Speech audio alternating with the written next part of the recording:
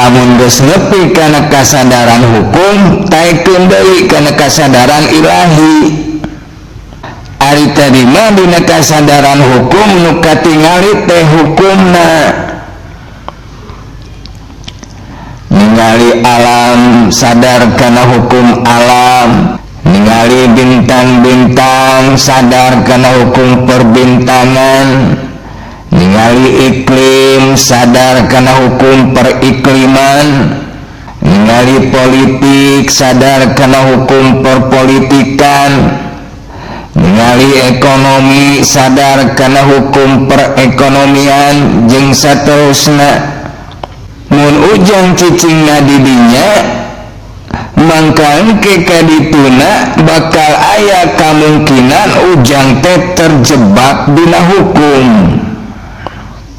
Dina katerjebakanana dina hukum puncakna jadi migusti kana hukum. Contoh jalma nu migusti kana hukum, misalnya mun ujang terjun ke dunia perekonomian, ujang jadi nyaho kana hukum ekonomi, diantarana aya nu disebut hukum supply and demand. Cek hukum ekonomi nalika pasokan ka pasar saeutik sedengkeun permintaan pasarna loba mangka hargana bakal naik. Tina memahami hukum perekonomian anu samodel kitu, mangka ujang teh mulai berpikir memutar otak. Misalna mun dina urusan sembako, kumaha carana sangka naik hargana, mangka ditimbunlah eta sembako supaya terjadi kelangkaan. Nalika terjadi kelangkaan mangka hargana jadi naik 2 kali lipat. Tak kermejehna naik kakara eta sembako teh ku ujang dilepas ka pasar, sehingga ku cara kitu ujang teh meunang kauntungan anu gede. Gede mah gede untungna, tapi disage dengan eta ujang geus jadi laknat ka masyarakat, khususna ka jalma-jalma leutik anu daya belina rendah. Hartina lain ngadatangkeun kamaslahatan, tapi kadon yang syarahkeun ka masyarakat. Lain jadi rahmatan lil alamin, tapi malah jadi laknatan lil alamin. Tak gitu diantarana kalakuan jalma nu migusti kana hukum. Mata tingkatkeun deui kasadaran orang masing-masing tina kasadaran hukum kana kasadaran ilahi. Ari kasadaran ilahi mah la ilaha illallah, la masyhuda illallah. Artina tauhidna ka Gusti Allah teu kahalangan ku gambaran benda, teu kahalangan ku gambaran figur, teu kahalangan ku gambaran hukum. Contoh namun maca peristiwa nu dicaritakeun ku Gusti Allah dina Al-Qur'anul Hakim. Misalna peristiwa ngeunaan Kanjeng Nabi Musa anu fenomenal, anu spektakuler, anu luar biasa. Di antara kaluar biasa anana tongkatna Kanjeng Nabi Musa digebukkeun kana lautan, mangka eta lautan teh terbelah sehingga Kanjeng Nabi Musa salarang umatna bisa nyebrang melalui eta lautan cukup ku lompang wungkul. Teu make parahu, teu kudu nyelam. Tatina maca eta peristiwa aya jalma nu takjubna kana tongkatna. Sabab takjub kana tongkatna maka kadituna nu diteangan teh tongkatna. Sadarna lain ka Gusti Allahna tapi kana tongkatna. Talamun kitu kaayaanana eta ngandung hati tauhidna eta jalma teh geus kahalangan ku gambaran benda. Maka muncullah di setiap generasi dinamisme gaya baru penyembahan terhadap benda-benda. Pakai nama Islami, bicara nama Islami, tapi hatena migusti karena materi, tapi hatena migusti karena benda-benda. Salian tigitu aya oge jama anu takjubna lain karena tongkatna, tapi karena figurna nyaeta kasosok Nabi Musa na. Dina katakjubanana ka Kangjeng Nabi Musa, maka anu diteanganana sosok Musa. Sadarna ka Musa na lain ka Gusti Allahna. Antukna kadituna memunculkan kultus individu, nyaeta mempertuhankan manusia. Artinya kalau lewihi dina urusan sanjungan, dina urusan pujian, dina urusan penghormatan, dina urusan ngamulyakeun seorang hamba anu antukna teka rasa kadituna mah alon-alon tapi pasti eta jalma teh migusti ka manusia. Seperti kaum Yahudi jeung Nasrani, lamun kitu kaayaanana eta ngandung harti tauhidna eta jalma teh geus kahalangan ku gambaran manusia. Da ku sabab kitu urang dina nyorang pirang-pirang romantika kahirupan dunya anu pinuh ku rupa-rupa gambaran, dimimiti gambaran benda, gambaran fenomena, gambaran peristiwa, gambaran manusia, nepi ka gambaran hukum. Makanya orang kudu kalawan kasadaran ilahi. Hatina naon wae nu kasaksian ku diri orang masing-masing dina ieu kahirupan dunya, eta teh ngan saukur alamat, eta teh ngan saukur ciri, eta teh ngan saukur ayat-ayat, ngan saukur tanda-tanda pikeun nyaksi kana kakawasaan jeung kana kadigjayaan Gusti Allah. Artina di atas kakaramatan segala benda, di atas kadigjayaan sakabeh manusia, di atas kekuatan segala hukum, aya kakawasaan Gusti Allah anu mutlak, anu teu aya tandinganana, teu aya bandinganana. Contohna dina peristiwa Kangjeng Nabi Musa alaihi salam, boh tongkatna, boh musana, boh hukum anu berlakuna eta dengan saukur rokrakna, eta dengan saukur alat pikeun nunjukkeun kakawasaan Gusti Allah ka manusia. Artina dimana ningali tongkatna sadar ka Allah, ningali musana sadar ka Allah, ningali hukumna sadar ka Allah. Artina la ilaha illallah la masyhuda illallah. Da tongkat nama kena ku ruksak, Musa nama kena ku maut, hukum nama kena ku robah. Dagu sabab kitu orang tong migusti kana dat nu kena ku ruksak, tong migusti ka dat nu kena ku maut, tong migusti ka dat nu kena ku ruksak. Tapi migustilah anjeun 100% kadat laisa kamislihi syai'un walam yakul lahu kufuwan ahad. Artina deui nu kudu ditauhidkeun teh lain Allahna, tapi pamadegan anjeun.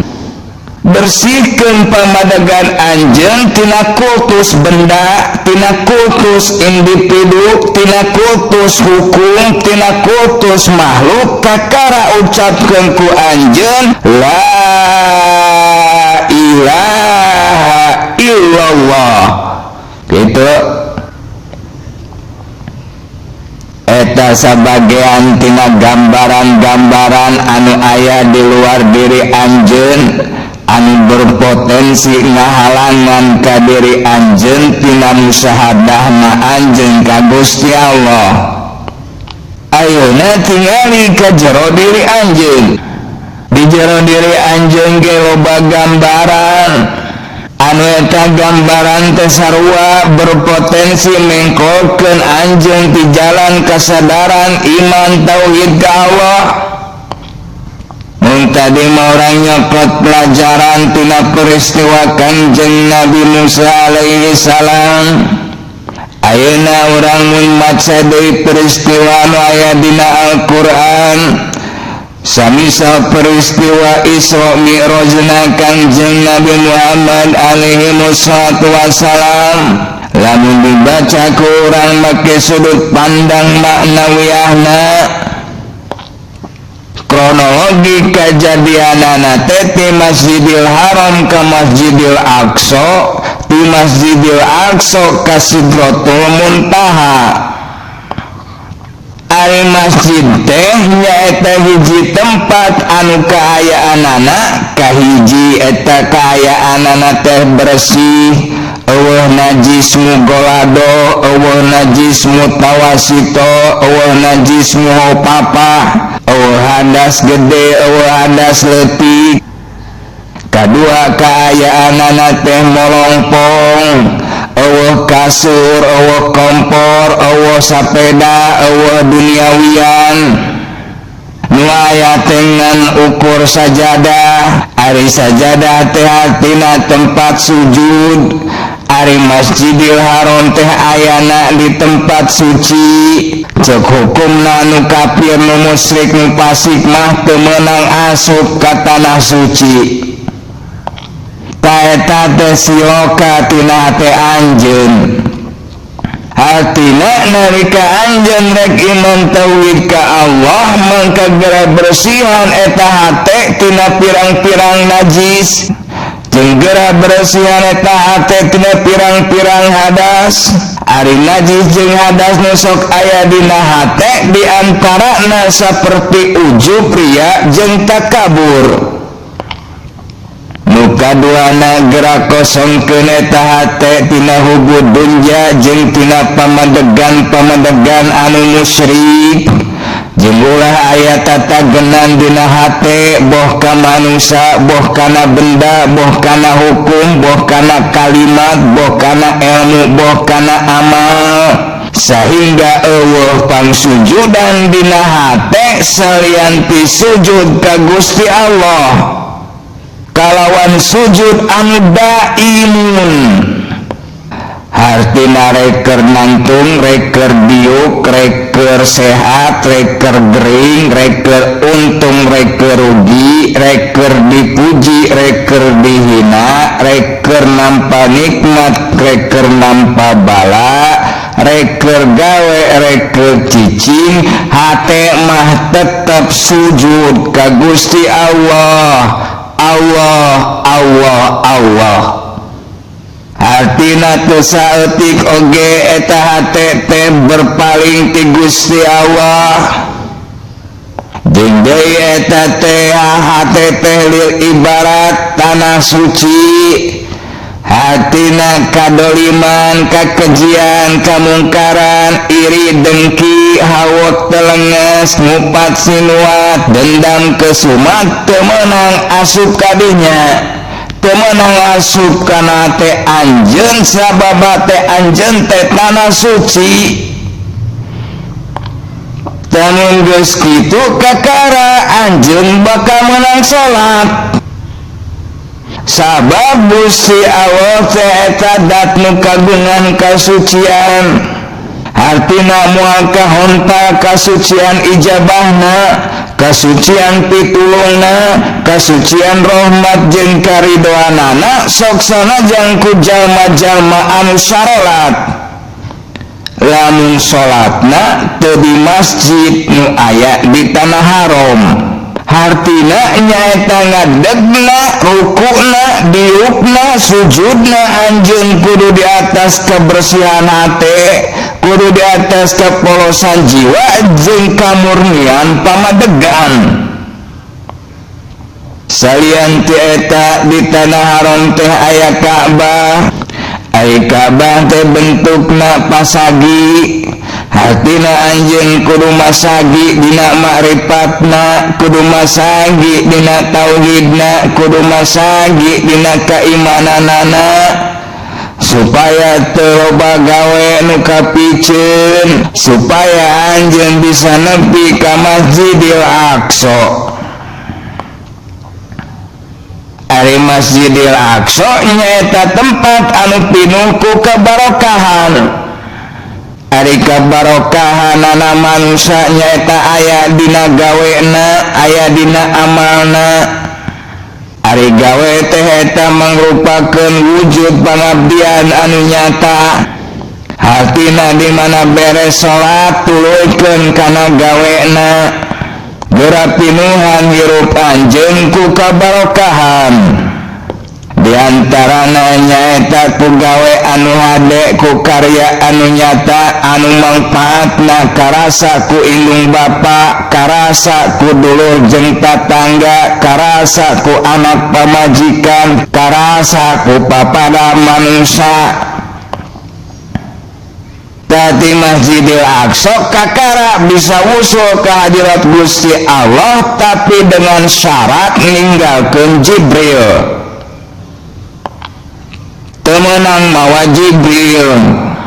Ari Jibril teh eta perlambang tina ilmu pengetahuan, jeung ari ilmu pengetahuan ayana dina pikiran anjeun. Artina diantara perkara anu ngahalangan kana usulna jalma-jalma anu aribadah, diantarana nyaeta dina ibadahna mamawa pikiran.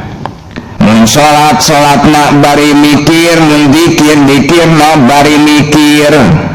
Nya kitu deui dina urusan digawena dipingpin ku pikiran. Teu saeutik jalma anu tekad ucap lampahna teh lain kumaha ceuk pangandikana Gusti Allah, tapi kumaha ceuk pikiranana. Ari ngomong iya kana budu, tapi dina urusan pagawean kumaha ceuk pikiranana. Padahal nalika anjeun nyarita ieu kada budu, mangke kadituna wa kafabillahi waliyan. Cukup Gusti Allah anu mimpin. Anu mimpina Gusti Allah ka manusia nyaeta ku Al-Qur'an, ku wahyuna. Mata kahade ulah ngangkat pamimpin anu lain ahlina. Sabab ceuk keteranganana nalika anjeun ngangkat pamimpin lain ahlina, mangka tunggu ku anjeun karuksakanana. Jadi mun diibaratkeun dina tatanan negara demokratis mah pikiran itu tidak diciptakan sebagai presiden, tapi hanya sebagai pembantu presiden. Dina negara demokrasi mah lir ibarat menterina. Jadi orang kudu bisa mosisikeun eta pikiran dina posisina. Artina posisikeun eta pikiran disatukan dengan iman. Ari dina iman aya ma'rifat, aya tauhid, aya keyakinan. Anu bisa nembus kana perkara-perkara anu teu bisa ditembus ku pikiran. Sabab pikiran mah daya jelajahna teh sempit, jangkauanana teh pendek, ngaetangan sabatas logika. Nu teu cocok jeung logika mah ku pikiran teh disebut mustahil. Mata lamun ujang dipimpin ku pikiran, mangka kadituna teh bakal loba ngamustahilkeun kana perkara-perkara anu sabenerna teu mustahil. Anu cek pikiran mustahil teh cek iman mah teu mustahil. Sabab iman mah mandana lain kana kakawasaan diri, lain kana asbabiah, tapi kana kakawasaan Gusti Allah anu mutlak, anu teu bisa didikte boh ku hukum alam jeung teu bisa diintervensi ku manusia. Innallaha ala kulli syai'in qadir wa kana dzalika 'alallahi yasir. Wa innama amruhu idza arada syai'an ayyaqula lahu kun fayakun. Mata kade iman tauhid ka Allah ulah kahalaman ku gambaran pikiran.